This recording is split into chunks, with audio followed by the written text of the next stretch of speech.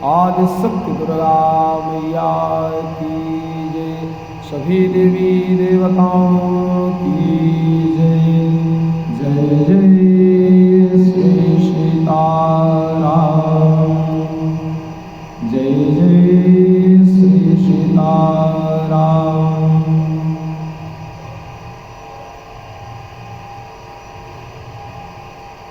कल की कथा आप श्री भक्त श्रद्धालुओं को बड़े भाव श्रद्धा से कल की कथा आप सबने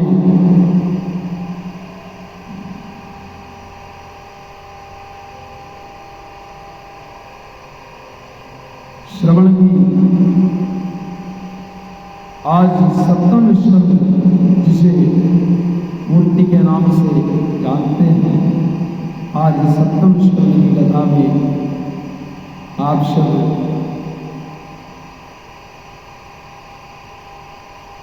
भक्तराज प्रहलाद की कथा को श्रवण करेंगे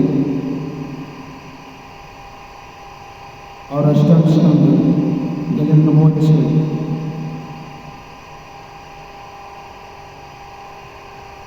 देवासुर संग्राम वामन अवतार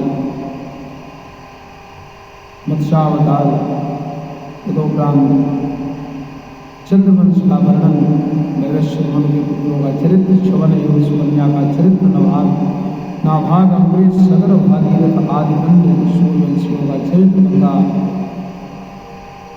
अवतरण की तथा चंद्रवंश का वर्णन, इसके साथ कथा को विराम देंगे। आज की कथा भक्त प्रहलाद जी की, परम वैष्णव भक्त प्रहलाद महाराज की आज कथा आप सब करेंगे। तो आइए कथा में प्रवेश करते हैं।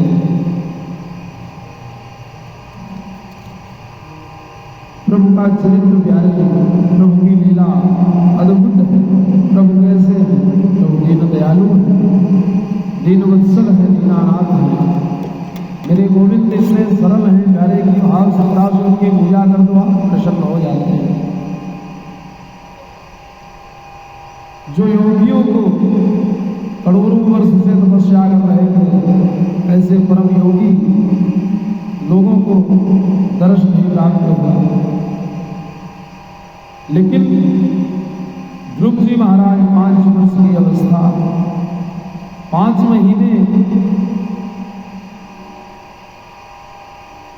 सब देवताओं के कंठ अवरुद्ध हो गए, सब दौड़ के नारायण के समीप पहुंचे।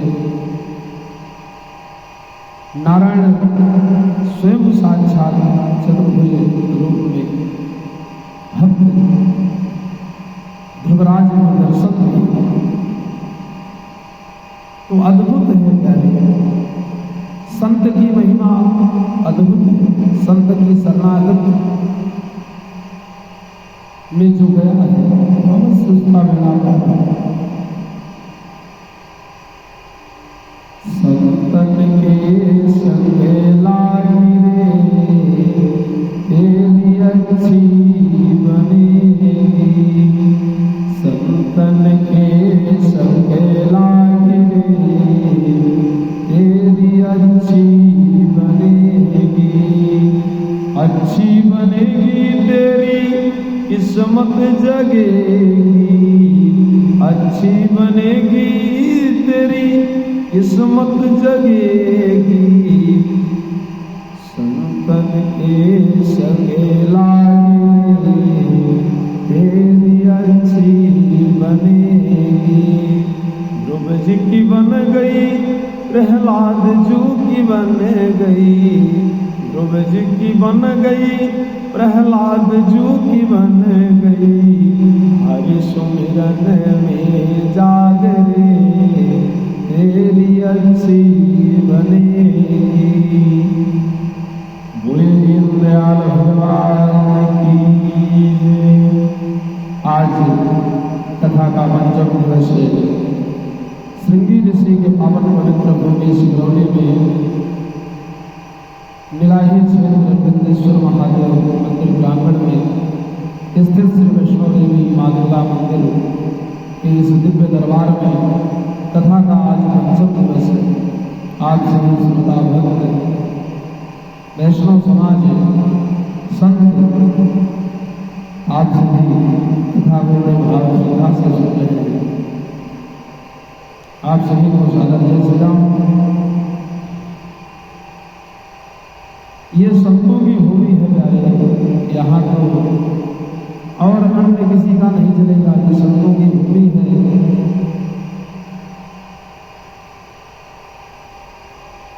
इस जगह जिसका जन्म है उसका कल्याण भी है। और श्रृंगी ऋषि जैसे महान संत प्यारे, श्रृंगी अद्भुत संत है। श्रृंगी ऋषि महाराज अद्भुत संत है। समय गुरु श्री पुत्र श्रृंगी ऋषि, यही श्रृंगी ऋषि राजा परीक्षित को श्राप दिए थे। अर्जुन के मरते और अर्जुन को परीक्षित के जन्मे हुए तो राजा परीक्षित को श्राप दिए, 7 दिन में तक्षक सर्प डसेगा, हमारी मृत्यु। परमहंस योगी राज स्वामी श्री सुखदेव महाराज के शरण में परीक्षित सप्ताह ज्ञान में को बतलाया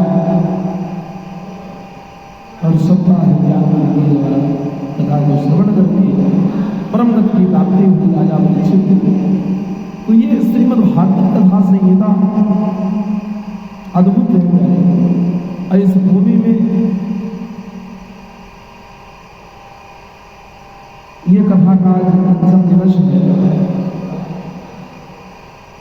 प्रहलाद चरित्र परीक्षित ने से सुखदेव जी से प्रश्न किया, भगवान आपने कहा कि भगवान समदर्शी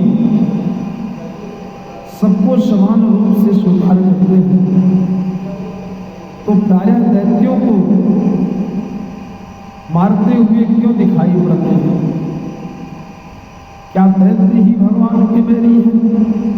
सुखदेव जी बोले नहीं, 12 महाभागवतों में 2 नाम तो दैत्यों की है, प्रहलाद और महाराज।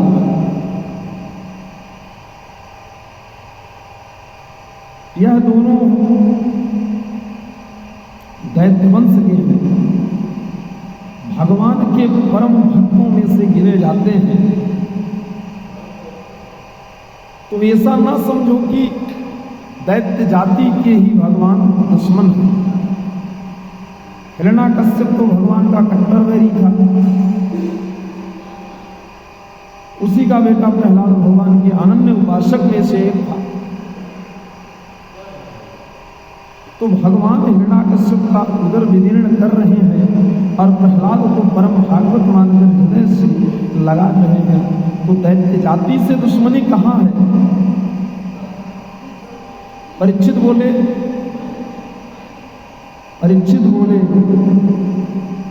महाराज प्रहलाद पर कैसे अनुग्रह किया, जरा विस्तार से सुनाइए। प्रहलाद पर कैसे अनुग्रह किया? सुखदेव जी महाराज ने कहा, परीक्षित भगवान ने 12 रूप धारण करके जब हिरण्याक्ष का उद्धार किया, तब से उसका भाई हिरण्याकश्यप भगवान का कट्टर वैरी बन गया। मंदराचल पर्वत पर जाकर घोर तपस्या किया, इतनी तपस्या की कि पूरे शरीर में दीमक लग गई प्यारी। ब्रह्मा जी प्रकट होकर बोले, बेटा वरम ब्रूयात, वर मांगो। हाथ जोड़कर वरदान मांगता है, मुझे अमर बना दो। ब्रह्मा जी बोले, अमर तो हमें नहीं है, तुम्हें कैसे बना दे? इसके अतिरिक्त कोई और वर मांगो। तब तो इसने वरदानों की झड़ी लगा दी, न भीतर मरू, न बाहर मरू, न ऊपर मरू, न नीचे मरू, न दिन में मरू, न रात में मरू, न अस्त्र से मरू, न शस्त्र से मरू, न मनुष्य से मरू, न जानवर से मरू। आपकी बनाई हुई सृष्टि में किसी प्राणी से न मरू। 12 महीने के किसी महीने में न मरू। ब्रह्मा जी बोले, बस कर बस, तू कितना वर मांगेगा? बड़े बड़े वरदान मांगने वाले देखे, पर तेरे जैसा वर मांगने वाला मैंने पहली बार देखा। ततेमे दुर्लभा पुंसा यान हृणेशु वरांस। ब्रह्मा जी बोले, हिरण्याकश्यप, तेरे द्वारा मांगे वरदान यह बड़े दुर्लभ हैं, आज तक हमने किसी को नहीं दिया। तेरी जैसी तपस्या भी बड़ी दुर्लभ है। मैं तुझे यह समस्त वरदान प्रदान करता हूं। अब हिरण्याकश्यप प्रसन्न हो गया कि अब तो मैं अमर ही हो गया, अब मुझे भला कौन मारेगा। हिरण्याकश्यप को घमंड हो गया, अपने को अमर मानकर चल पड़ा। दिग्विजय करते हुए सभी देवी देवताओं को बंदी बनाकर घर ले आया। इंद्र से झाड़ू लगवाए, वरुण से पानी भरवाए। सब देवता इसकी रास्ता करने लगे। भगवान से रोते हुए प्रार्थना करने लगा, इस दुष्ट से पिंड कैसे छूटेगा।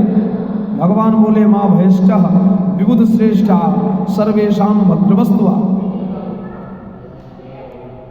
आप लोग घबराओ नहीं, आपका कल्याण हम करेंगे, समय की प्रतीक्षा करो। हिरण्याकश्यप के 4 बेटा हुए, अहिलाद, अहुलाद, सिंहाद और प्रहलाद। प्रहलाद बचपन से ही अद्भुत प्रतिभा संपन्न थे प्यारे। ब्राह्मण्या शील संपन्ना सत्य संधो जितेंद्रिया।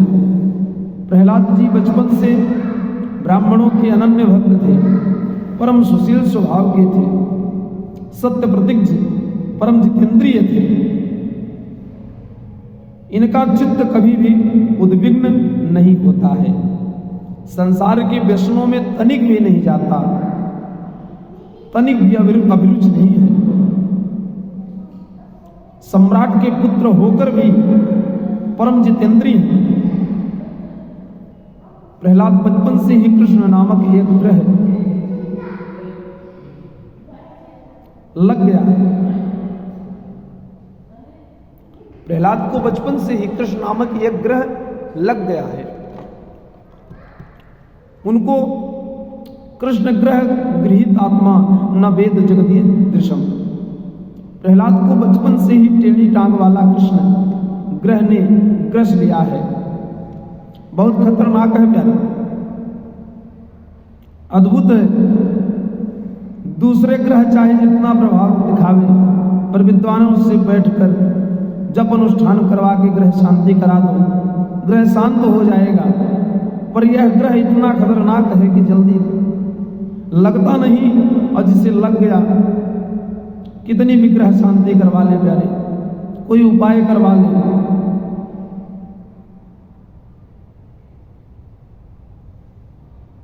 कुछ भी होने वाला नहीं। इस कृष्ण रूपी ग्रह के लक्षण क्या है, कैसे पता चले कि हमें कृष्ण ग्रह लग गया है। इसके प्रभाव का लक्षण बताते हैं आपको, आप सुनो। कृष्ण ग्रह गृहीत आत्मा के लक्षण है। प्रायः वह रोता बहुत है, जब भी बैठेगा आंखों में आंसू बहता, कभी कभी उच्च स्वर में हंसने लगता, कभी मुक्त कंठ गाने लगता, कभी खड़े होकर नाचने लगता। जगत से अलग ही निराला होता है, दुनिया की दृष्टि में वह पागल ही होता है। प्रहलाद की बचपन से यही स्थिति प्यारे। थोड़े बड़े तो राजकुमार प्रहलाद को पढ़ाने के लिए श्री शंड अमर जी महाराज जहाँ के प्राचार्य हैं, ऐसे हिरण्याकश्यप दानव विश्वविद्यालय में जहाँ दैत्यों को छल कपट की विद्या सिखाई जाती है प्यारे, वहां भेज दिया गया। प्रहलाद जी भर्ती हो गए। प्रहलाद जी स्कूल में प्रहलाद जी का नाम लिखा गया।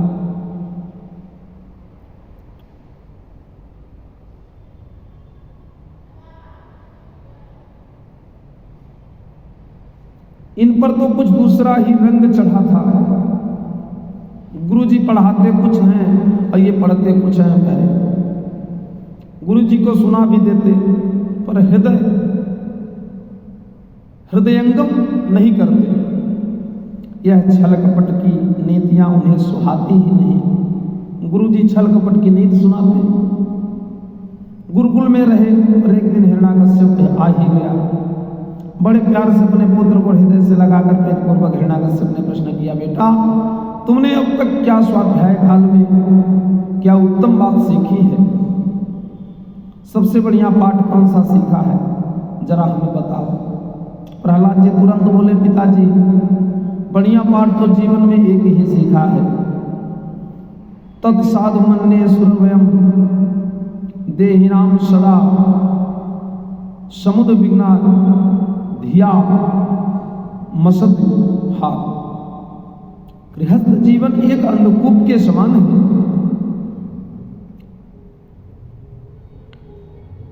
कुआं में कोई गिर जाए तो बच सकता है प्यारे, क्योंकि कुएं में यदि पानी हो तो पनघट पर कोई भी पनिहारी पानी लेने के लिए आवे तो वह देखेगी तो चिल्लाएगी। कैसे न कैसे लोग मिलकर रस्सी के सहारे निकाल लेंगे, पर अंधकूप में कोई गिर जाए तो उसके बचने का कोई उपाय नहीं। अंधकूप किसे कहते हैं? जंगलों में कुएं हैं जहां पर कोई आता जाता नहीं, जहां पर जंगल की झाड़ियां की जड़ें नीचे लटक रही हैं। उधर को कोई रुख नहीं मार करता, उधर से कोई निकलता तक नहीं। अंधकुआ कहते किसे? अंधकूप में कोई गिर जाए तो जब कोई वहां से आने जाने वाला नहीं है तो निकलेगा कैसे, निकालेगा कौन? तो गृहस्थ जीवन को केवल कुआं नहीं कहा, बल्कि बताया कि यह तो अंधकुआं है। कोई निकलने की चेष्टा भी करे तो अन्य जीव उसका पैर पकड़ कर गिरा। घर में पहले तो वैराग्य होता है प्यारे, कदाचित किसी को वैराग्य चढ़ भी जाए तो घर गृहस्थी वाले ही उसे घेर लेते हैं। इसलिए इस अंधकुएं से जितना हो सके अपने को बचा ले, यही बुद्धिमान है। बचने की बात कहाँ जाए? वनम गतो यद्य श्रीमाश्रेत वनम वृंदावनम गतः यतः श्री हरि श्री कृष्णम आश्रयतः। वृंदावन में जाकर भगवान श्री कृष्णचंद्र के पाद पद्मों का आश्रय ग्रहण कर लो प्यारे। बस यही एक जीवन का सार है, जीवन का बस एक यही सार है। यह शब्द सुना कि हिरण्याकश्यप की आंखें प्यारे लाल हो गई। मेरा यह नन्हा सा बच्चा मुझे ही प्रवचन सुना रहा है। मन में सोचा, बच्चों की तो भोली भाली बुद्धि होती है, उन्हें तो जो सिखा दो वही बोलने लगते हैं, कोई एग्जाम तो होता नहीं। मेरा बच्चा तो अभी नन्हा सा है, ये तो वही सीख रहा होगा जो इसको बताया गया होगा। सो बच्चे को गोद से उतार कर कहा, बेटा जाओ जरा अपने गुरुजी को हमारे पास भेजो। प्रहलाद जी गए। गुरुजी आपको पिताजी याद कर रहे हैं। संड अमर्क जी आए। सरकार अचानक कैसे आना हुआ? हिरण्याकश्यप बोले, वह तो मैं बाद में बताऊंगा, पहले तो ये बताओ कि मेरे बेटे को आजकल तुम क्या पढ़ाते हो? पुरोहित बोले, सरकार आपने जो शिक्षा नीति निर्धारित की है हमारे यहाँ वही सब पढ़ाई जाती है। हिरण्याकश्यप लाल पीला होकर बोला, मूर्खों, मेरा बच्चा मेरी गोद में मुझे समझा रहा था कि वन में जाओ, हरि का भजन करो, हरि का कीर्तन करो।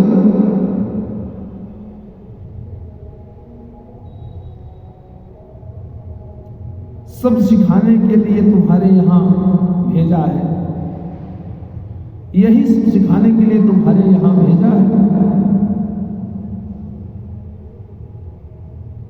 संडमर्क जी हर थर कांप गए। महाराज आपकी सौगंध खाते हैं, ऐसा हमारे विद्यालय में कोई कोर्स नहीं है, ऐसी कोई पुस्तक नहीं पढ़ाई जाती। भगवान जाने आपके बेटे ने किससे सुन लिया, किसने इसको सिखा दिया।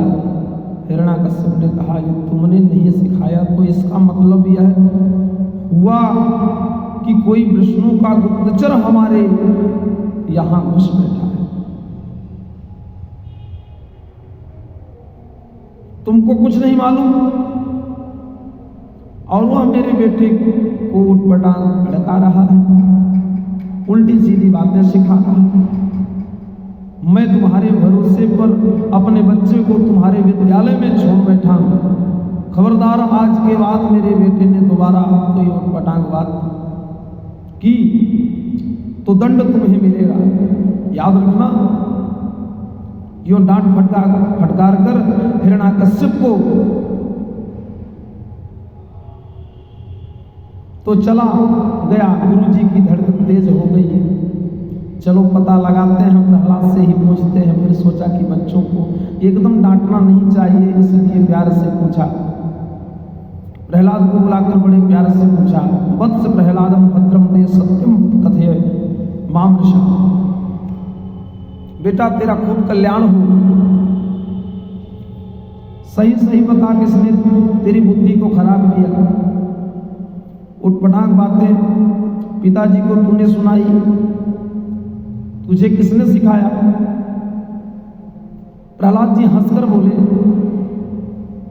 जय हो प्रभु, मैं उस परमात्मा की माया को प्रणाम करता हूं जो जीवों की कल्याण की बात कहे और संसार में उल्टी खोपड़ी वाला बताते हैं। जो धन्य है भगवान की माया, उसकी उनका चमत्कार।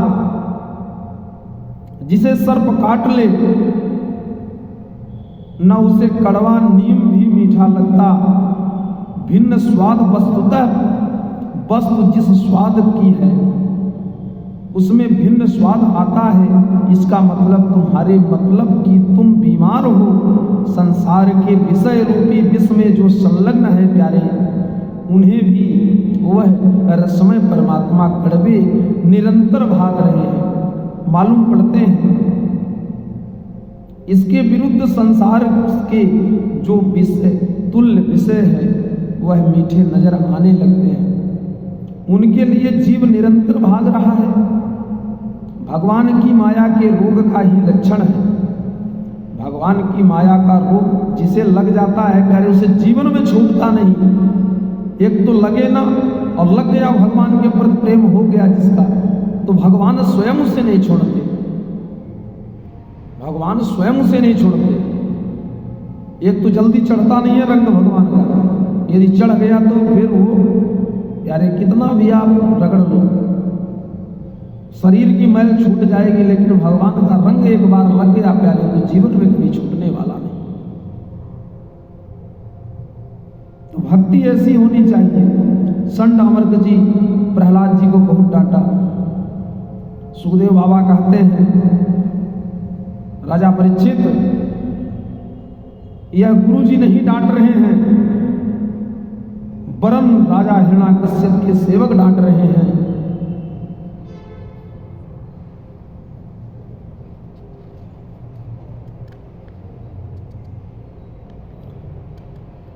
यह लोग तो राज सेवक हैं, हिरण्याकश्यप के कर्मचारी हैं। जो राजा का आदेश है वही पढ़ाना पड़ रहा है। समय भी था। एक बार संड अमर्क जी प्रहलाद जी को घर छोड़ने आए। प्रहलाद को देखकर माता कयाधु ने बड़ा सुंदर स्नान आदि से निवृत्त कराकर प्रहलाद जी का श्रृंगार किया। माँ कयाधु के द्वारा समलंकृत होकर प्रहलाद जी पिता से मिलने गए। अपने बेटा को देखते हिरण्याकश्यप ने तुरंत पुत्र प्रहलाद को उठाकर अपने अंक में, अपने गोद में बैठा लिया। अपने गोद में हिरण्याकश्यप प्रहलाद को बैठा लिए। प्रहलाद जी चूंकि परम भागवत हैं, प्रहलाद जी परम भागवत हैं, भगवान के अनन्य भक्त हैं प्यारे।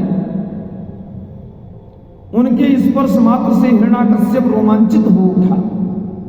भगवान का भक्त यदि किसी पापी को, किसी दुष्ट को, किसी दैत्य राक्षस को स्पर्श कर दे प्यारे, तो उसका भी कल्याण हो जाता है।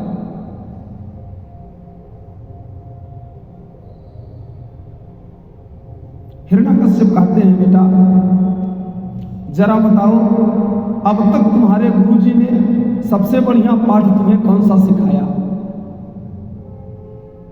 प्रहलाद जी गुरुजी की तरफ देखकर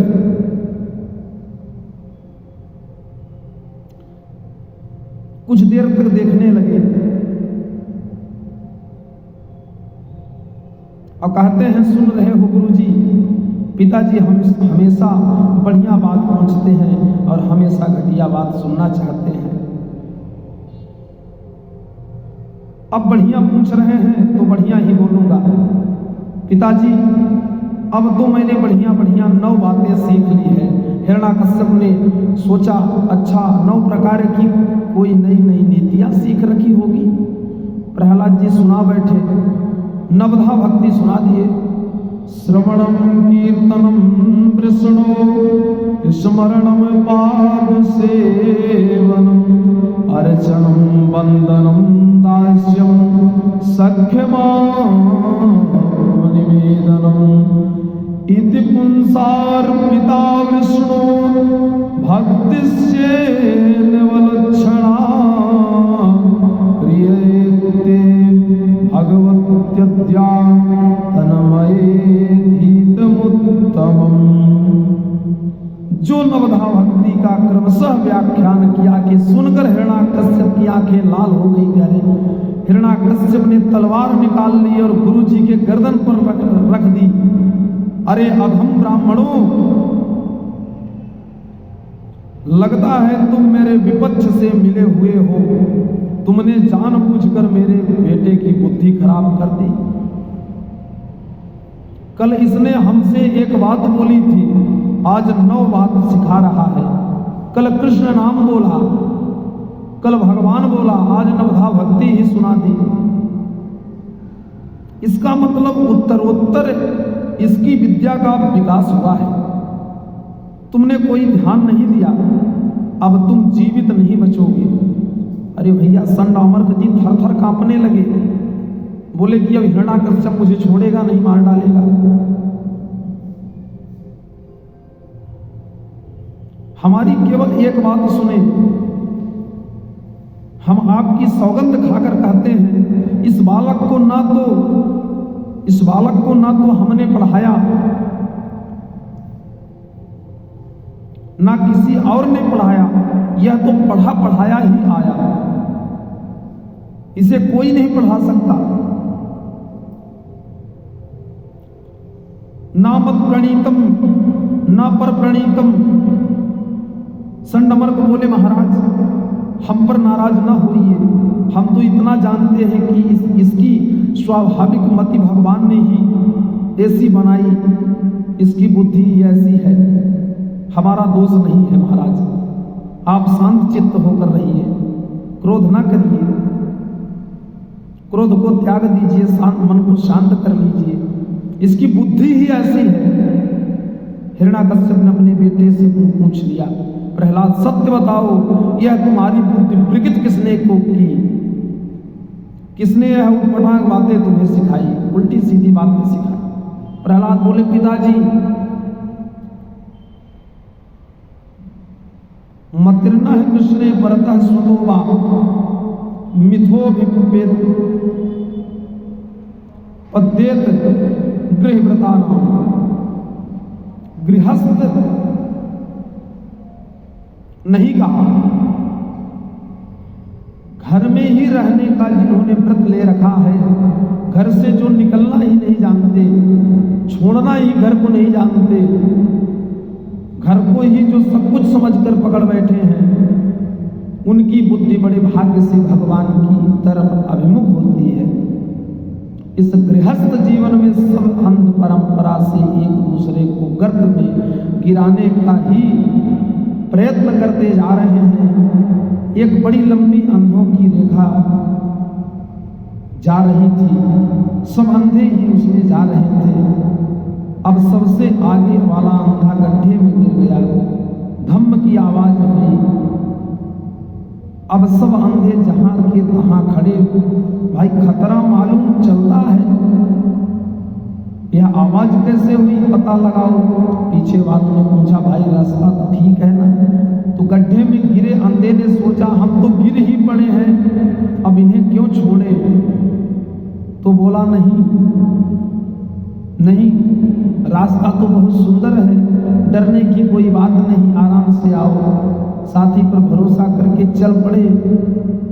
जैसे ही आगे चले तो दूसरा हुआ धम, फिर आवाज आई, यह रास्ता ठीक है। दूसरे ने कहा, इस दुष्ट ने हमें नहीं बतलाया तो हम किसी को क्यों बताएं। हाँ, बहुत बढ़िया रास्ता है, चले आओ। परिणाम यह हुआ कि रेखा में जितने थे सब धमाधम गिरते चले गए। प्रहलाद जी कहते हैं, पिताजी इसी प्रकार सब लोग संसार के गर्त में अंध परंपरा से गिर रहे हैं। जीवन भर घर गृहस्थी के क्लेश भोगने के बाद भी कोई अपनी संतान को इससे बचाने का प्रयत्न करता है। उसी नमक तेल लकड़ी के गोरख धंधे में हर व्यक्ति अपनी संतान को झांकता जा रहा है। संसार रूपी चक्रव्यूह से बचने के लिए कोई प्रयत्न नहीं करता। सब अंध परंपरा से गिर रहे हैं। इसलिए वह भाग्यशाली है जिसकी मति रति प्रभु के चरण कमलों में हो। हिरण्याकश्यप के क्रोध का पारावार नहीं रहा प्यारे। अरे असुर वीरों, मैं समझ गया इस दुष्ट बालक को नारायण भक्ति का भयंकर रोग लग चुका है।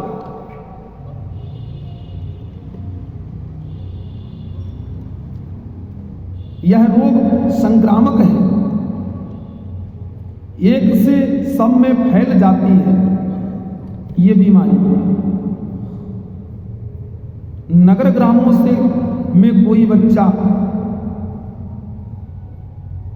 नगर ग्रामों में कोई सच्चा भक्त यदि पैदा हो जाए तो देखते देखते तिलकधारी झांझ मजीरा वाले हजारों नाचते नजर आने लगते हैं। इसलिए अब तक तो प्रहलाद अकेला है, ऐसा ना हो कि इसे देख देख कर और बीमार पैदा हो जाए। रोग जब ऐसा लगे कि यह ठीक नहीं हो सकता तो उपाय फिर एक ही है कि उस रोगी को ठिकाने लगा दीजिए।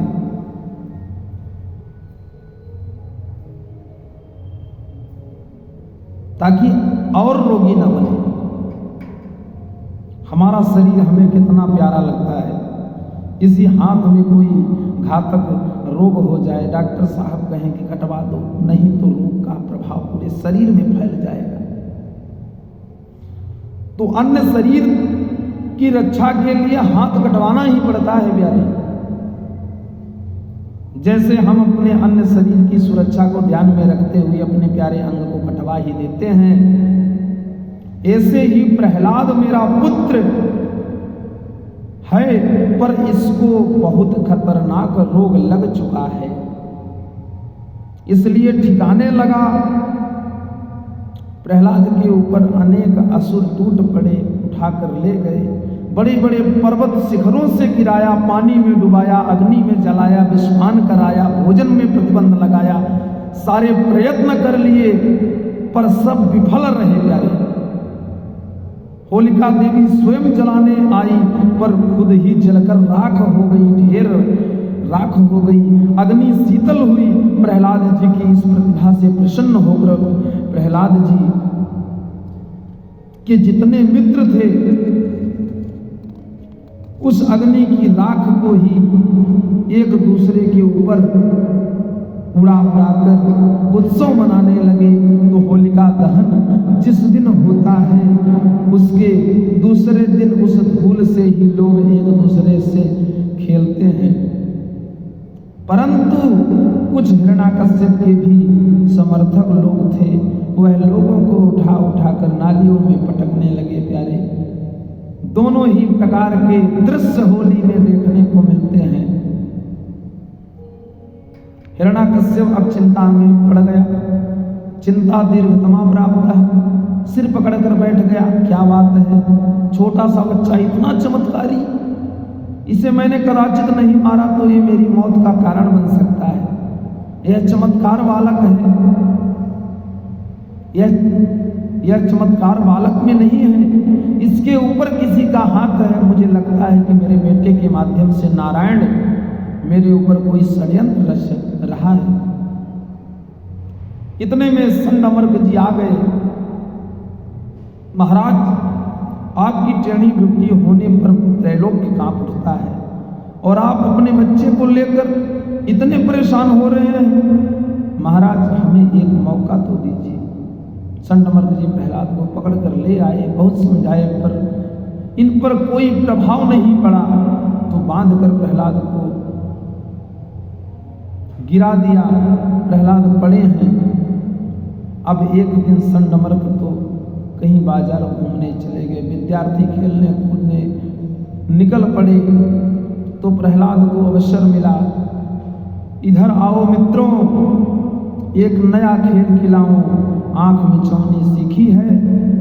सहपाठी बोले हाँ, यह तो पुराना खेल है। प्रहलाद बोले हमारा जीवन भी तो एक आंख मिचौनी का ही खेल है। भगवान बोले पहले तुम छुप जाओ प्यारे, फिर बाद में हम छुपेंगे। समस्त जीव प्रलय के लिए परमात्मा के उदर में ही विलीन हो गए। परमात्मा ने जब सृष्टि का शुभारंभ किया, एक एक जीव को कर्मानुसार ढूंढ कर जगत में कर्मानुसार जन्म दे दिया। तमेव विदित्वात् मृत्युमेति अनान्यः पंथा विदते अनाया। भगवान बोले देखो बच्चों, मृत्युमेति अनान्यः, हमने तुम सबको ढूंढ लिया। इसी जगत के कण-कण में हम भी छुपे बैठे हैं, हर जगह हरि व्यापक सर्वत्र समाना। तुम्हारी बारी है, तुम हमें ढूंढ कर बताओ। जिस दिन तुम हमें ढूंढ लोगे उस दिन तुम्हारा खेल खत्म, और जब तक उस जगत में छुपे जगदीश्वर को जान नहीं लेंगे तब तक यह जन्म मरण का खेल खत्म होने वाला नहीं, चलता ही रहेगा। बड़ा लंबा खेल है प्यारे, इसलिए श्रुति भगवती कहती हैं कौमार आचर प्राग्जो धर्मान भगवदानिहा दुर्लभम मानुषम जन्मः तदप्य ध्रुव मर्थदम। प्रहलाद जी कहते हैं उस परमात्मा को जाने बिना जन्म मरण रूपी इस भयंकर पीड़ा से बचने का कोई दूसरा उपाय नहीं है, दूसरा रास्ता नहीं है प्यारे। इसलिए मित्रों, बुद्धिमान वही है जो कुमारावस्था से होश संभाले और जगत में छुपे जगदीश्वर को पहचान ले, जगत में छुपे उस जगदीश्वर को पहचान ले। प्रहलाद जी कहते हैं मित्रों, उस परमात्मा को इस शरीर से ही जानना संभव है। आचरे प्राग्जो धर्मान भगवता निह, अन्य योनियों के शरीर उसे जानने में समर्थ नहीं है। ये मनुष्य शरीर जो है, इसलिए अवसर मिला है प्यारे, उस परम तत्व को जानो। आप परम तत्व है क्या, परमात्मा है क्या? आज प्रहलाद जी खुद अपने साथियों को पढ़ा रहे हैं। जब अपना समकक्ष कोई पढ़ावे तो उससे प्रश्न करने में कोई संकोच नहीं रखता है। अपने समकक्ष जो होते हैं, अपने साथी होते हैं, अपने उम्र के होते हैं, उनसे कोई संकोच व्यक्ति को नहीं होता। गुरु जी से जरूर डर लगता है कि हाँ पूछेंगे तो डांट देंगे। इसलिए आज सारे विद्यार्थी प्रहलाद से खुलकर प्रश्न कर रहे हैं और प्रहलाद जी सबका समाधान करते हुए अध्ययन करा रहे हैं। एक विद्यार्थी बोला, प्रहलाद हमने तो सुना है कि यह उम्र कमाने की है, इसलिए पहले तो खूब कमाओ। भजन पूजन करना तो सब बुढ़ों का काम है प्यारे। वृद्धावस्था में भजन करो, चतुर्थ अवस्था में भजन करो। प्रहलाद बोले सुनो मित्रों, जीवन में जो सुख और दुख है वह दैवाधीन है, प्रारब्धानुसार मिलता है। दैवाधीनम जगत सर्वम, देवता के अधीन पूरा जगत है। दैवाधीनम जगत सर्वम मंत्राधीनम च देवता, सुनिश्चित रूप से प्राप्त होता है। उसके लिए तुम जितना उद्यम करोगे, यानी मेहनत करोगे, दुखी होने के लिए तुम कभी प्रयत्न करते हो? क्या किसी ने भगवान से यह मांगा है कि हे प्रभु हम दुखी रहें? न तो कोई मांगता न कोई चाहता, फिर भी दुखी होते हैं, क्योंकि सब दैवाधीन है, देवता के अधीन है। हमारे प्रारब्ध में यदि दुख लिखा है प्यारे, मस्तिष्क में दुख लिखा है, मस्तक में दुख लिखा है, तो उसको हमें भोगना पड़ेगा।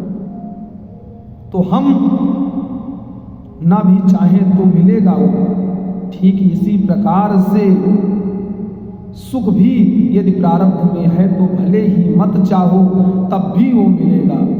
सुख मैन्द्रियकम दैत्या देह योगेन देहि नाम सर्वत्र लभते दैवा दद्या दुख मैत्मतः। दुख का कोई प्रयत्न नहीं किया है। श्रीमद् भागवत महापुराण ऐसा ग्रंथ है प्यारे कि जो एक बार रसपान इसका कर ले, अपने हृदय पटल पर इसको उतार ले, उसका सर्वदा कल्याण हो जाता है। दुख का कोई प्रयत्न नहीं किया, फिर भी दुखी हुए। ऐसे ही सुख का भी प्रयत्न ना करो, तो भी यदि प्रारब्ध में है तो घर बैठे ही सुखी हो जाओगे आप। कई लोग दिन रात मेहनत कर रहे हैं, पसीना बहा रहे हैं प्यारे, फिर भी कुछ भी प्राप्त नहीं कर पा रहे हैं। और एक वह है जिनको कुछ भी नहीं करना पड़ रहा है, फिर भी माला माल हो रहे हैं। प्रारब्ध जब जागृत होता है प्यारे, तो धन की बरसात होने लग जाती है। इसलिए जंगल में भी जाकर बैठ जाओगे तब भी तुम्हारा प्रारब्ध तुम्हारी भोग सामग्री को वहां पहुंचा देगा। तो जो प्रारब्ध में मिलना सुनिश्चित है, उसके लिए प्रयत्न करना भी मूर्खता है। अरे प्रयत्न उसके लिए किया जाता है जो अनुपलब्ध है। जो अनुपलब्ध है उसके लिए प्रयत्न किया जाता है।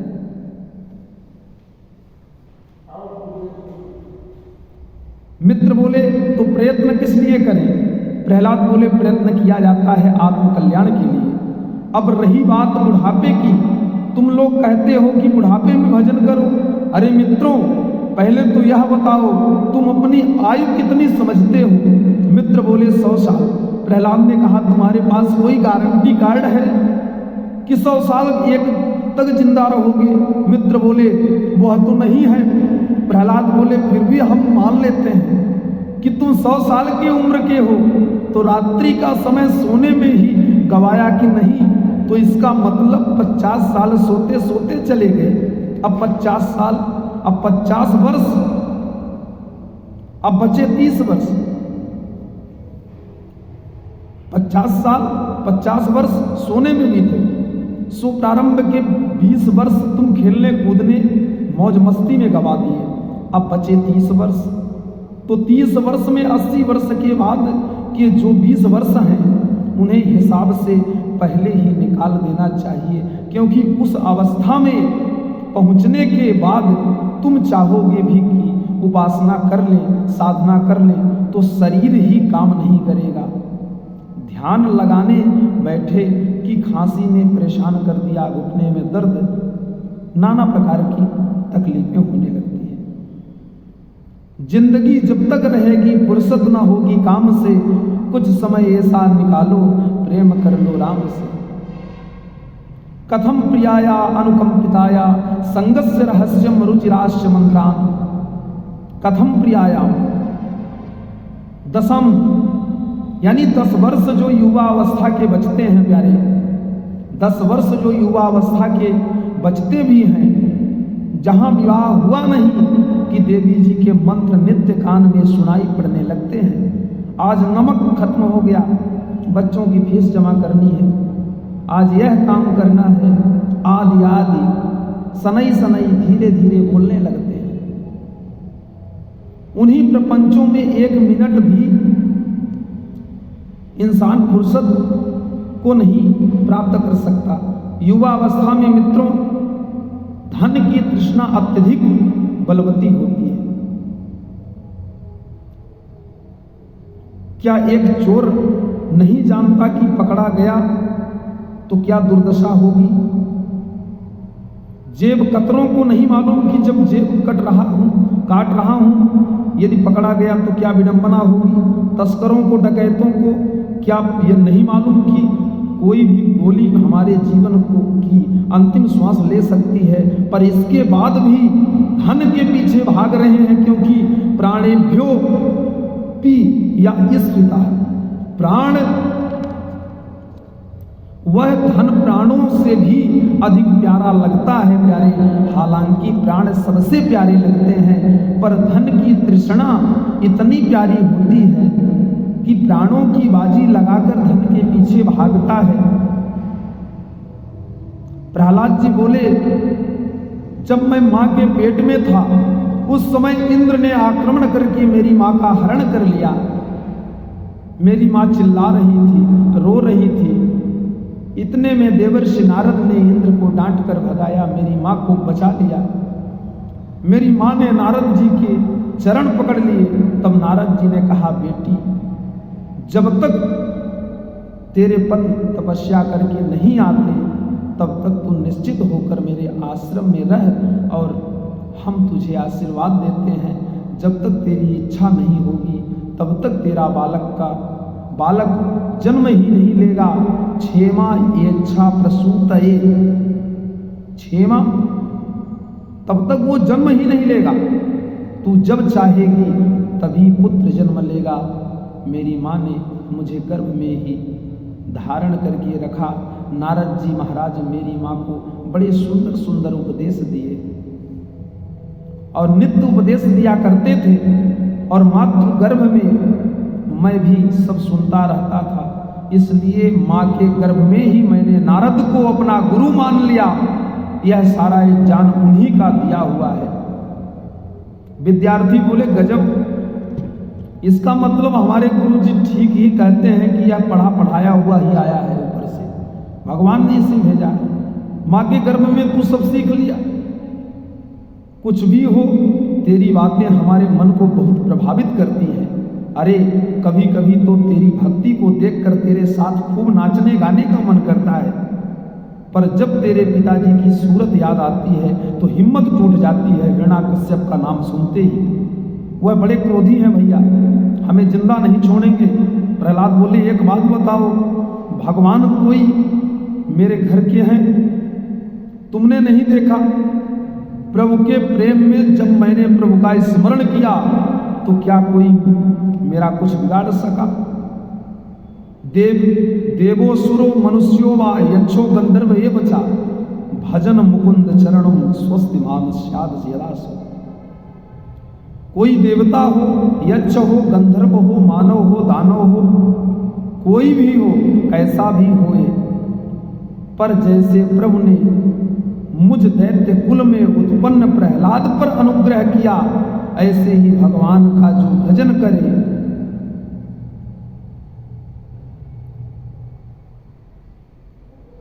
उसका भगवान उद्धार कर देते हैं।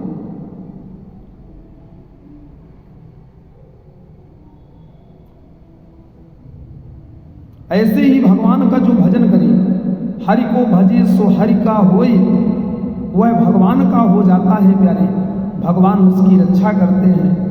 विद्यार्थियों के मन में महाभागवत प्रहलाद जी की बात मन में जच गई। प्रहलाद बोले, कुछ भी हो, यदि तू हमें विश्वास दिलाता है तो हम भी तेरे साथ नाम संकीर्तन करेंगे, क्योंकि गुरु जी विद्यालय में है नहीं, आज ही मौका बढ़िया है।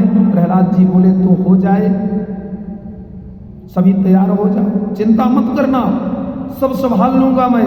सारे विद्यार्थी आज प्रहलाद जी के साथ झूम उठे और श्रीमन नारायण नाम पुकारने लगे। श्रीमन नारायण नारायण नारायण, भजमन नारायण नारायण नारायण। भगवान का नाम स्मरण। सारे विद्यार्थी झूम झूम कर नाच रहे थे कि इतने में गुरुजी आ गए। गुरुजी ने देखा तो घबरा गए, हे भगवान, लगता है बीमारी फैल गई, कहीं इसको छूकर मैं भी रोगी ना बन जाऊं, ना बन बैठूं। दौड़े दौड़े गुरुजी हिरण्याकश्यप के पास पहुंचे और बोले, महाराज गजब हो गया, अभी तक तो वह प्रहलाद अकेला था, अब तो उसने सारे विद्यार्थियों को रोगी बना दिया। आप चलकर अपनी आंखों से देखिए। सुनते ही आंखें लाल हो गई। कोपावेश चलद्रात्रः पुत्रम हन्तु मनोदय। कोप के कारण, गुस्से के कारण शरीर कांपने लगा, विचार करने लगा, मैं आज अपने पुत्र को मार ही डालूंगा। ऐसा संकल्प लेकर गदा उठाकर चल पड़ा और जो विद्यालय में जाकर देखा होश उड़ गए और किसी विद्यार्थियों को होश नहीं। वह अपनी मस्ती में नाच रहे हैं, गा रहे हैं। हिरण्याकश्यप ने अट्टहास किया और कीर्तन सन्नाटे में बदल गया। जो जहां खड़ा था, बेचारे सब विद्यार्थी जहां के तहां खड़े रह गए। कोई नाचते समय एक हाथ कमर पर, एक हाथ माथे पर, एक सिर पर ठुमका लगा रहा था, वो भी ठुमका लगाते हुए ऐसे खड़ा शांत हो गया। जहां उसकी दृष्टि हिरण्याकश्यप के मुख पर पड़ी, प्यारे, सो बेचारा मूर्ति बना ज्यों का त्यों खड़ा हो गया। यह भी हिम्मत नहीं कि सीधा भी हो जाए। थर थर कांप रहे हैं प्यारे। छोटे छोटे विद्यार्थी प्रहलाद को इशारा कर रहे हैं। उधर देख, प्रहलाद जी ने जब पीछे मुड़कर हिरण्याकश्यप की लाल लाल आंखें देखी तो विद्यार्थियों को मुस्कुरा के इशारा किया, घबराना मत, मैं हूं। हिरण्याकश्यप ने तो प्रहलाद पर हजारों गालियां और बौछार कर दी। हे दुर्विनीता मंदात्म कुल भेद कराधमः। अरे दुर्विनीत कुल भेदी नराधम प्रहलाद, आज तुझे मेरे कोप से कोई नहीं बचा सकता। मैं क्रोध करता हूं तो त्रैलोक कांप जाता है। ऐसा कोई शक्तिशाली नहीं जो मेरा सामना कर सके। ब्रह्मा जी के वरदानों ने मुझे अमृतत्व को प्रदान किया है, पर तूने किसके बल पर मुझे? यस्य कंपते त्रैलोक्या लोका सहेश्वरः तस्य मे भीत। पर तूने किसके बल पर मुझे चुनौती देने का दुस्साहस किया? प्रहलाद ने भी निर्भीक होकर जवाब दिया, ना केवलम में भवतस्याः राजन सावई बलम बलिनाम चापरेशाम परे बरे में स्थिर जंगमाये ब्रह्मादयो येन वशम प्रणीता। पिताजी, आपको ब्रह्मा जी के वरदानों का बल है और मेरे प्रभु तो ब्रह्मा जी को भी बल देने वाले हैं। चराचर जगत के जीवों में जो कुछ भी बल पराक्रम है वह मेरे प्रभु का दिया हुआ है। भगवान यदि अपना बल खींच लें तो बड़े बड़े देवता एक सूखे तिनके को हिला नहीं सकते, जला नहीं सकते, उड़ा नहीं सकते। परशुराम जी महाराज राम जी को बार बार फरसा दिखा रहे थे, लक्ष्मण जी महाराज और ज्वाला छेड़ रहे थे। परशुराम जी की आंखें लाल हो गई, संकल्प सुदृढ़ हो गया कि अब मैं इस बच्चे को मार ही डालूंगा। पर जब जब फरसा उठाने का प्रयास किया तब तब हाथ ने काम करना छोड़ दिया। परशुराम जी बड़े चक्कर में पड़ गए। चाह भी रहा हूं, फरसा भी मेरे हाथ में है, फिर भी यह क्यों नहीं रहा है? हाथ काम क्यों नहीं कर रहे हैं? लक्ष्मण जी बोले, महाराज हाथ ने पहचान लिया पर आप नहीं पहचान पाए। अब परशुराम जी विचार करने लगे, ये कौन है? कहीं सबको बल शक्ति देने वाले यही तो नहीं? संदेह हो गया। तो अपना संदेह दूर करने के लिए परशुराम जी ने कहा, महाराज राम रमापति कर तनु लेहूं, खैचूं मिटाई मोर संदेहूं। राम रमापति कर धनु लेहूं, इस मनुष्य पर आप प्रत्यंचा चढ़ा दो तो मेरा संदेह समाप्त हो जाएगा, मैं आपको पहचान जाऊंगा। और जैसे ही धनुष देने के लिए परशुराम जी आगे बढ़े कि परशुराम जी के हाथ से धनुष अपने आप ही छूट गया, राम जी के हाथ में जाकर पहुंच गया। परशुराम जी के आश्चर्य का ठिकाना नहीं रहा। गजब हो गया, मेरा हाथ चैतन्य था एकदम जड़ बन गया, मेरा धनुष एकदम जड़ आज चैतन्य बन गया, स्वयं मेरे हाथ से चलकर राम जी के हाथ में पहुंच गया। इसका मतलब राम जी कौन है? जो चेतन कह जड़ करई जड़ई जड़ई करई चैतन्य, जो चेतन कह जड़ करे। राम जी चाहे तो जड़ को चैतन्य बना दें और राम जी चाहे तो चैतन्य को जड़ बना दें। प्रहलाद जी महाराज कहते हैं सावई बलम बलिनाम चापरेशम, सावई पिताजी, सावई वह बलवान के भी बलवान है। आप अपने को त्रैलोकी का विजेता मानते हैं, पर सबसे पहले अपने घर को तो जीतिए। तुम्हारे भीतर के जो शत्रु घुसे बैठे हुए हैं, विजित्या लुम्पतो मन्यत एके स्वजिता दिशो दशः, काम क्रोधादि जो शत्रु हमारे भीतर घुसपैठ किए हैं, घुसे बैठे हैं, उन्होंने आज आपको अपने अधीन कर रखा है। आपका शरीर क्रोध के अधीन होकर कांप रहा है। पिताजी पहले इन शत्रुओं को जीत लीजिए, तब आप विजेता कहलाएंगे। परंतु क्रोध में बुद्धि क्षीण हो जाती है, क्रोध में बुद्धि क्षीण हो जाती है। क्रोधाद भवति सम्मोहा सम्मोह्यात् स्मिता बृहम् स्मिता भंडशरः बुद्धिनाशः बुद्धिनाशाद प्रणश्यति। क्रोध में अंधा हुआ हिरण्याकश्यप चिल्ला पड़ा, ये मूर्ख, तेरा भगवान यदि सबको बल पराक्रम प्रदान करता है तो बोल कहाँ रहता है? पहले तेरे भगवान को देखो। प्रहलाद बोले, यह पूछिए पिताजी कि वह कहाँ नहीं रहता। ईश्वरादि इस ईश्वर वास्यमिदम सर्वम, वह तो कण कण में अणु अणु में सर्वत्र व्याप्त है।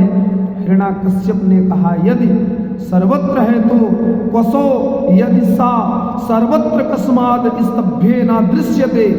यदि तेरा भगवान सर्वत्र है तो इस खंभे में मुझे क्यों नहीं दिख रहा? क्या तेरा भगवान इस खंभे में है? प्रहलाद बोले, हाँ। प्रहलाद जी ने कहा, प्रहलाद जी ने हाँ किया और हिरण्याकश्यप ने घुमाकर गदा का प्रहार किया कि खंभा फट गया। भगवान नरसिंह प्रकट हो गए। बोले, नरसिंह भगवान की जय। गड़गड़ गड़गड़ाने की, गड़गड़ गड़गड़ानो खंभ फाटो चरचरानो, निकसो नर नाहर को रूप अति भयानक है। गड़गड़ गड़गड़ाबे दसन जीव लप लपाबे, चितव अचितवत सरोज मानो अंग जात खानो है। नरसिंह भगवान ने इतना भयंकर अट्टहास किया कि सारे दैत्य मूर्छित होकर गिर पड़े। हिरण्याकश्यप भी घबरा गया और मन में सोचने लगा, मैं तो मुझे वरदान प्राप्त है। ब्रह्मा जी के वरदान जब मेरी रक्षा करेंगे तो मैं क्यों डरूं? वरदानों का स्मरण करके साहस आ गया, ढाल तलवार संभालने लगा, भगवान के ऊपर झपट पड़ा। मध्याह्न 12 बजे नरसिंह भगवान प्रकट हुए और युद्ध छिड़ गया। भगवान उससे ऐसे खेलने लगे जैसे पक्षी राज गरुड़ छोटे मोटे सर्प के साथ क्रीड़ा कर रहे हों। ब्रह्मा जी ऊपर से देवताओं के साथ मिलकर यह युद्ध देख रहे हैं, ऊपर से ही इशारा कर रहे हैं, सरकार जल्दी करो, सूर्यास्त हो गया तो असुरों का बल पराक्रम बढ़ जाएगा। भगवान ने हुंकार ध्वनि करके ऊपर देखा, सो ब्रह्मा जी सक पकाकर अंदर चले गए। भगवान कहना चाहते हैं कि पहले तो वरदान देकर बल पराक्रम देते हो, फिर डरते भी हो। बेचारे ब्रह्मा जी कुछ बोले नहीं। जहां सूर्यास्त पूर्ण हुआ, भगवान ने तुरंत हिरण्याकश्यप को पकड़कर गोदी में पटका और बीच देहरी में जाकर बैठ गए। हिरण्याकश्यप के हाथ पैरों को इतनी जोर से जकड़ा कि उसके ढाल तलवार अपने आप हाथ से नीचे खिसक गए। हिरण्याकश्यप कहने लगा, अरे महाराज, गिर पड़ा तो क्या हुआ, मरने वाला तो नहीं, मैंने वरदान लिए हैं, ना भीतर मरूंगा ना बाहर मरूंगा। भगवान बोले इसलिए बीच देहरी में बैठा हूं। हिरण्याकश्यप बोला तो ना ऊपर मरूंगा ना नीचे मरूंगा। भगवान बोले तू मेरी गोद में है। हिरण्याकश्यप बोला न मैं अस्त्र से मरूंगा न शस्त्र से मरूंगा। तो भगवान बोले कि यह लंबे लंबे नाखून मेरे हैं, देख रहा है, यह न अस्त्र है न शस्त्र है, पर तेरे लिए पर्याप्त है, इसी से तेरा उदर विदीर्ण कर दूंगा। अब तो कांपते हुए बोला तो ना दिन में मरूंगा ना रात में मरूंगा। भगवान बोले संध्या का बेला है, संध्या का समय है, न दिन है न रात्रि है। तो हिरण्याकश्यप बोला महाराज न मनुष्य से मरूंगा न जानवर से मरूंगा। तो भगवान बोले मैं कौन हूं, न नर भी हूं और सिंह भी हूं। अब घबराया, मैंने वरदान मांगा था महाराज की ब्रह्मा जी की सृष्टि में किसी से नहीं मर सकता। भगवान बोले सुन, ब्रह्मा को मैं मानता हूं, ब्रह्मा ने मुझे नहीं बनाया। अब तो बेचारा बुरी तरह घबरा गया। तो एक दिन एक वरदान और भी है, मैं 12 महीने में किसी दिन में नहीं मरूंगा। भगवान बोले यह अधिक मास चल रहा है, यह 13वां महीना स्पेशल तेरे लिए बना है। सत्यम विधातु निजत भिद्भासितम व्याप्तिम चा भूतेषु अखिलेषु चात्मनः। ब्रह्मा जी के समस्त वरदानों की प्रभु ने रक्षा की। सनकादियों के शाप की रक्षा करने के लिए ही भगवान इस रूप में आए। अपने भक्त प्रहलाद के वचन को ही सत्य करने के लिए इस अद्भुत रूप में भगवान प्रकट हुए। अंततो गत्वा वरदानों की रक्षा करके अपने विशाल नखों को हिरण्याकश्यप के उदर में घोप कर उसकी आंतों को चीर कर बाहर निकाल लिया और उन आंतों को बाहर निकालकर उसकी माला धारण कर ली। अब तो भगवान के रक्त रंजित कर कमलों और बड़ा भयंकर मुख देखकर देवता भी थर-थर कांप गए। एक ओर जहां असुर हिरण्याकश्यप के वध की प्रसन्नता हो रही है, दूसरी ओर भगवान का इतना उग्र रूप देखकर देवताओं का साहस नहीं होता कि सामने जाकर दंडवत कर आवे। परंतु भगवान ने इतना महान कार्य किया है तो स्तुति तो करना ही चाहिए। ब्रह्मा बाबा हाथ जोड़कर स्तुति करने लगे। न तो स्मरन्ता यदुरन्त शक्तये विचित्र वीर्याय पवित्र कर्मणि विश्वस्य सर्गा स्थिति संयमाना गुणैश्वलीलया संदधते व्यवात्मनि। आपकी अनंत शक्ति को प्रणाम करता हूं प्रभु। ब्रह्मा जी कहते हैं आपकी अनंत शक्ति को प्रणाम करता हूं मैं, इन पवित्र कार्यों को प्रणाम करता हूं। ब्रह्मा बाबा भगवान की स्तुति करने लगे। जो अट्टहास किया कि बेचारे भागते नजर आए, उनका तो हंस ही उड़ता चला गया। भोले बाबा नंदी पर बैठकर स्तुति करने लगे। भगवान ने टेढ़ी निगाह से नंदी को देखा तो नंदी बेचारा पूंछ उठाकर भागता नजर आया। एक एक करके सब देवतागण आए पर कोई सामने टिक नहीं पाया नरसिंह भगवान के। पर जब मनु लोग आए तो भगवान ने पूछ लिया कौन हो तुम? डर कर बोले महाराज मनवो वयम तब निदेश कारिणः, हम तो आपकी आज्ञा का पालन करने वाले मनु लोग हैं महाराज। तो जो भी आता है तो पहले ही अपना परिचय दे देता है, बाद में स्तुति करता है। प्रजापतियों ने कहा प्रभो प्रजेशाम वयम ते परेशा विशिष्टः। गंधर्वों ने कहा वयम विभो ते नट नाट्य गायकः। सब अपना अपना परिचय देते हुए भगवान का स्तवन करने लगे, भगवान की प्रार्थना वंदना करने लगे। परंतु सब स्तुति करके चले गए।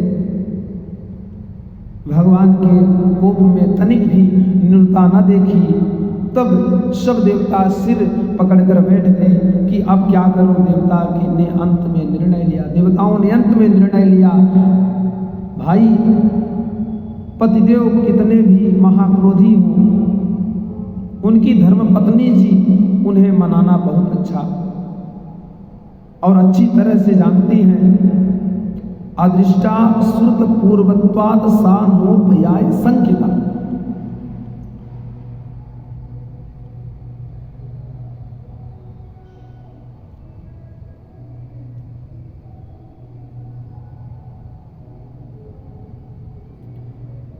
प्रभु ने जहां अपने चरणों में पड़े हुए पुत्र प्रहलाद को देखा कि तुरंत खड़े हो गए और अपनी दोनों भुजाओं से प्रहलाद को उठाकर गोद में बैठा लिया।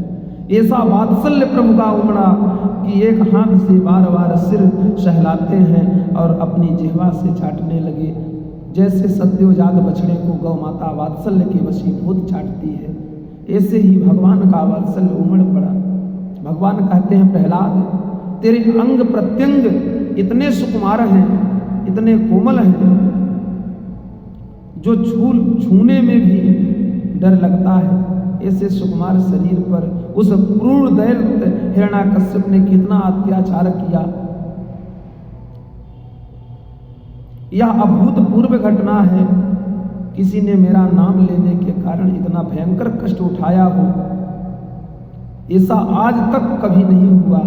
तेरी इच्छा में आते हुए मुझे भी विलंब हो गया। मेरे विलंब से आने के कारण तुझे इतना कष्ट उठाना पड़ा, इसलिए बेटा अपराध को क्षमा करो। सोचिए, गोविंद अखिल ब्रह्मांड नायक एक भक्त के सामने झुककर उससे क्षमा प्रार्थना कर रहे हैं, क्षमा मांग रहे हैं। जो हाथ जोड़कर प्रभु ने क्षमा मांगी कि सारे देवता यह दृश्य देखकर अचंभित हो गए। भक्तों को भगवान से क्षमा मांगते तो बहुत बार देखा, पर किसी भक्त से भगवान को क्षमा मांगते आज पहली बार देख रहे हैं। प्रहलाद जी ने जब प्रभु की इस दिव्य करुणा को देखा तो प्रहलाद जी का कंठ अवरुद्ध हो गया, प्रेम में नेत्र सजल हो गए और तुरंत प्रभु के चरणों में दंडवत करके प्रहलाद जी 42 श्लोकों में भगवान की दिव्य स्तुति की। ब्रह्मादया सुरगणा मुनयो तसेव्या सात्वैकतान मतयो बचे सांप्रवादै नाराधिनो नाराधितो पुरगुणै रघुना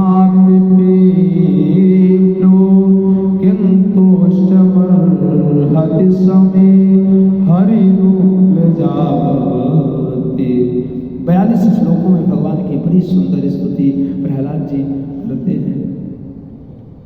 हे प्रभु, समस्त ब्रह्मादिक देवता, बड़े बड़े सिद्ध मुनि गंधर्व आदि जो परम सात्विक देव हैं, वह धारा प्रवाह वैदिक मंत्रों से छंदों से आपकी स्तुति गाते हुए चले गए, पर आपके क्रोध में न्यूनता नहीं आई। तो मैं असुर जाति में उत्पन्न तमोगुणी रजोगुणी प्रहलाद आपको कैसे प्रसन्न कर सकता है। पर एक ही मन में आशा है कि भक्त्या तुतोष भगवा यूथ पाया। गजेंद्र में कौन सी विद्या, कौन सी योग्यता, कौन सा उच्च जाति का संस्कार। प्रीतिपूर्वक एक पुष्प दल प्रदान किया, अर्पण किया, आप दौड़े दौड़े चले आए। इसी आशा में मैं आपका स्तवन कर रहा हूं, क्योंकि आपको कोई गुण से प्रभावित नहीं कर सकता। भक्ति के द्वारा ही प्रसन्न होते हैं आप। भक्त जो आपको समर्पित करता है वह वस्तु भक्त को ही प्राप्त होती है। जैसे कोई अपने प्रतिबिंब को सजाना चाहे तो क्या करे। आपने अपना प्रतिबिंब देखा, उसमें माथा सूना दिखाई पड़ा तो अच्छा नहीं लगा। अब आप चाहते हैं कि हमारे माथे पर तिलक लग जाए, तो क्या करोगे? बिंब पर तिलक लगा दो तो प्रतिबिंब पर अपने आप ही लग जाएगा। बिंब सजाए बिना प्रतिबिंब सज नहीं सकता, उसी प्रकार जीव है प्रतिबिंब पर और परमात्मा है बिंब। परमात्मा को जो वस्तु दी जाएगी वह प्रतिबिंब रूपी जीवात्मा को स्वतः प्राप्त हो जाएगी। प्रतिमुखस्य यथा मुखश्री, प्रतिमुखस्य यथा मुखश्री।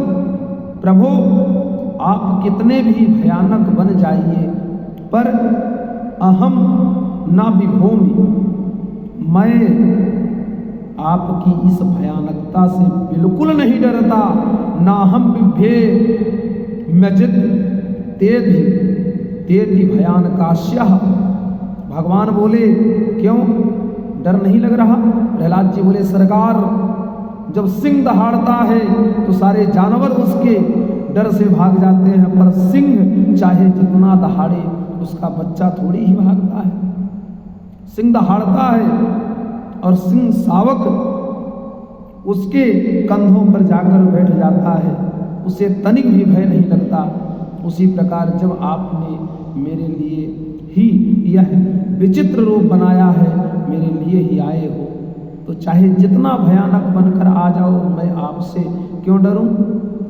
डर तो लगता है आपकी इस विचित्र माया से, जो जन्म मरण की चक्की में सारे जगत को पीस रही है। प्रभु मुझे तो एक आश्चर्य होता है कि कहां तो मैं रजोगुणी तमोगुणी असुर और कहां आपकी कृपा। भले ही ब्रह्मा जी आपके बेटा हैं, पर क्या आपने अपने बेटा ब्रह्मा को गोद में लेकर इतना प्यार दिया? क्या यह सौभाग्य आपकी पत्नी लक्ष्मी अथवा शिव जी को प्राप्त हुआ? जो किसी को प्राप्त नहीं हुआ वह इस असुर को आपने प्रदान किया। वाहम रजम प्रभवः ईसा तमोधिके अस्मिन् जातः सूर्ये कुले वा तवानुकंप। न ब्राह्मणो न तु भवस्या न वै रमाया यनमेर पितः शिरसि पद्मकर प्रसादा। न ब्राह्मण न ब्रह्मा न भवस्य न रमा लक्ष्मी। एक ही आशीर्वाद दीजिए कि जो इंद्रियों के दास हम बने बैठे हैं, इन इंद्रियों यह इंद्रियां हमारे बस में रहे। बहुपत्नियों के बीच में जैसे पति की विडंबना होती है, ऐसे ही इंद्रियों के बीच में हम जीव की विडंबना हो रही है। सपत्न्याः इव गेह पतिम लुनंती। यह जितने भी इंद्रिय जन्य सुख हैं, यह खुजली के समान होते हैं।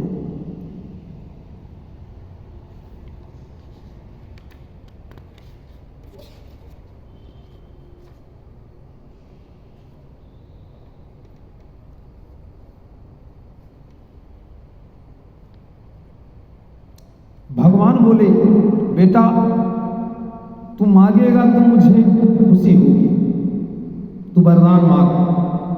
तेरी इच्छा नहीं है तो भी मेरी खुशी के लिए तू मांग। प्रहलाद जी को लगा कि निष्काम तो होना चाहिए, पर निष्कामता का भी अभिमान नहीं रखना चाहिए। कोई महापुरुष आपको कुछ देवे और आप बार बार मना कर दो, यह भी ठीक नहीं है। प्रहलाद जी बोले यदि मांगने से आप प्रसन्न हैं तो एक वरदान दीजिए। यही वरदान मांगता हूं कि जीवन में कभी कुछ ना मांगू, मेरे जीवन में कभी मांगने की इच्छा ही ना पैदा हो। यदि राशीस में कामान बरास्पाम बरदर्शयः कामनाम हंस संरोहा भवस्तु वृणे। प्रभु गदगद हो गए। प्रहलाद तेरे जैसा निष्काम भक्त होना बहुत कठिन है, पर तू मांग नहीं सकता तो मैं भी दिए बिना रह नहीं सकता। चल बैठ पिता के सिंहासन पर और एक मनवंतर पर्यंत राज्य कर और सुहासुभ कर्मों को भोगने के बाद मेरा नित्य पार्षद बन जा। प्रहलाद जी बोले प्रभु यदि पद दे ही रहे हैं तो फिर एक बर भी देना पड़ेगा। मेरे पिता जो मरे पड़े हैं उनका सब सामने पड़ा है, इनकी अधोगत नहीं होनी चाहिए। मेरे पिता को भी परम गति प्राप्त हो, इन पर भी आपकी दिव्य कृपा हो। भगवान गदगद होकर बोले, पुत्र प्रहलाद, जिस कुल में तेरे जैसा भागवत जन्म लेता है, भगवत रसिक भगवत भक्त जन्म लेता है, उसकी तो 21 पीढ़ियां तर जाती हैं। फिर जो मेरी गोद में शरीर त्याग रहा है, उसकी अधोगति कैसे हो सकती है? उसकी परम गति ही होगी। जा अपने पिता का अंतिम संस्कार कर, कुरुत्वम प्रेत कार्याणि पितु पूतस्य सर्वसः। प्रहलाद जी अपने पिताजी का प्रेत कर्म करने के लिए बढ़े कि ब्रह्मा जी ने प्रकट होकर प्रणाम करके भगवान की दिव्य स्तुति की। प्रभो दृष्टया ते निहत पापो लोक संतापनो सुरः। यह सारे लोक को संताप देने वाले असुर को मारकर आपने हम देवताओं पर बड़ा भारी अनुग्रह किया। भगवान ब्रह्मा जी को देखते ही भगवान एकदम टेढ़े हो गए और डांटते हुए बोले, ब्रह्मा जी खबरदार, जो आज के बाद किसी दुष्ट को इतने वरदान दिए, अहिनाम अमृतम यथा, सर्पों को अमृत पिलाते हो। ब्रह्मा जी ने तुरंत कान पकड़े, सरकार अब यह भूल के भी दोबारा नहीं करूंगा, माफ कर दो। शुक्राचार्य कहते हैं, श्री शुकाचार्य कहते हैं, परीक्षित तुम ही बताओ, कौन कहेगा कि भगवान पक्षपाती हैं? दैत्य वंश का यदि वध करते तो क्या प्रहलाद के ऊपर इतना बड़ा अनुग्रह करते? भगवान तो समदर्शी ही हैं, जो जिस भाव में भजता है उसी भाव से स्वीकार करते हैं। समदर्शी मोहि कह सबको, सेवक प्रिय अनन्य गति सो।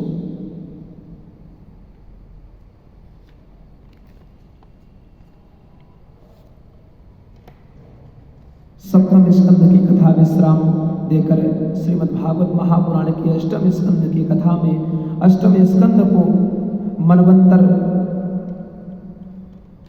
अष्टम स्कंद में मनवंतर की कथा, बड़े भाव की कथा है प्यारे। अष्टम स्कंद को हम मनवंतर के नाम से ही जानते हैं। परम मंगलमय भगवत स्वरूप श्रीमद् भागवत महापुराण अंतर्गत अष्टम स्कंद में मनवंतरों का निरूपण किया गया है। सत त्रेता द्वापर कलि आदि 4 युगों जब 1000 बार व्यतीत होते हैं तब ब्रह्मा जी का एक दिन होता है। सतयुग, त्रेता, द्वापर और कलयुग जब ये चारों युग 1000 बार व्यतीत होते हैं तो ब्रह्मा जी का एक दिन होता है। ब्रह्मा जी के एक दिन में 14 मनवंतर होते हैं, एक दिन में 14 मनवंतर होते हैं। वे 14 मनवंतर स्वयं हो स्वरोचिस, औतम, तामस, रैवत, चाक्षुष, वैवस्वत, सावरणी, ये वैवस्वत मनवंतर चल रहा है। सावरणी, दक्ष सावरणी, ब्रह्म सावरणी, धर्म सावरणी, रुद्र सावरणी, देव सावरणी और इंद्र सावरणी। एक मनवंतर लगभग 72 चतुर्युगी के लगभग होता है। प्रत्येक मनवंतर में भगवान के अवतार हुआ करते हैं प्यारे।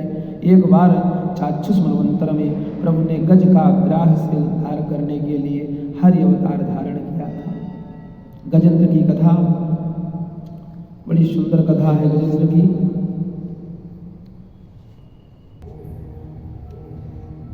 आपने प्रहलाद चरित्र बड़े भाव श्रद्धा पूर्ण होकर श्रवण किया। अष्टम स्कंद मनवंतरों का वर्णन, ग्राह के द्वारा गजेंद्र का पकड़ा जाना, गजेंद्र के द्वारा श्री भगवान की स्तुति और उसका संकट मुक्त होना, गज और ग्राह का पूर्व चरित्र तथा उद्धार, दुर्वासा जी द्वारा इंद्र को श्राप, देवताओं का श्रीहीन होना, देवताओं का भगवान के पास जाना, समुद्र मंथन का वर्णन, मोहिनी भगवान का अवतार, देवासुर संग्राम, बल की स्वर्ग पर विजय, वामनावतार, मत्स्यावतार की कथा, वैवस्वत मनु के पुत्रों का चरित्र, चवन एवं सुकन्या का चरित्र, नाभाग, अम्बरीश, सगर, भगीरथ आदि अन्य सूर्यवंशियों का चरित्र, गंगा अवतरण की कथा, चंद्रवंश का वर्णन। इसी के साथ कथा का आज विश्राम, कथा को विश्राम देते हुए कल खष्टम दिवस की कथा आपको श्रवण कराएंगे।